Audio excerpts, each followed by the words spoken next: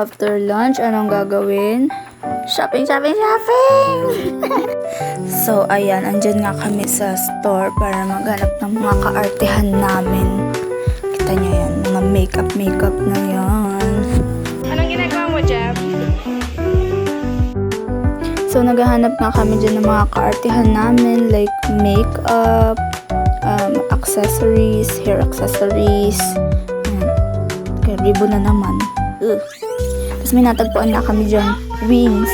Diba? Kasi yung isa dyang baliw, gusto niya mag-fairy-fairy. Kasi ang theme nga ng aming party ay Garden of Time. Siya daw ang fairy sa swamp ni Shrek. Yan o. So yan, nakikita nyo, proceed naman kami sa second floor, which is the clothing section. Hanap-hanap naman yung mga shoesibles, mga tops, skirts, ganyan, dresses, like anything na may potential for the team. So yan, may nakita siya dyan, dress. Boosh. Tingnan niya ang price at mahal.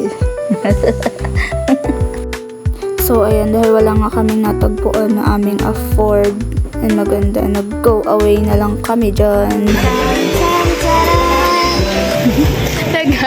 Nag-walking. Sino? Yung babae. So yan, pagkaalis nga namin doon sa store na yun, nag-walking na kami dyan papunta sa next stop namin.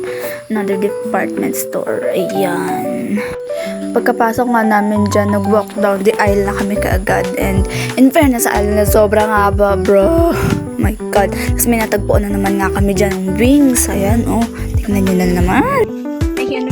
Shiring! Uy, hindi kayo sinira. Hindi, sinira mo yan. So, after ng wings, ayan, walk na naman kami dyan sa napakahabang aisle. Wow! Garden of Time.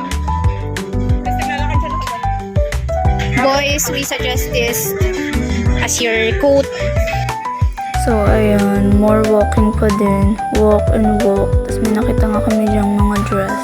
They're so green and purple and para silang pang prom.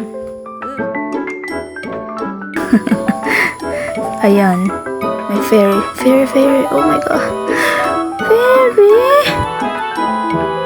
Pil na yan. Tapos na kami sa new one. Bye-bye. We shall return.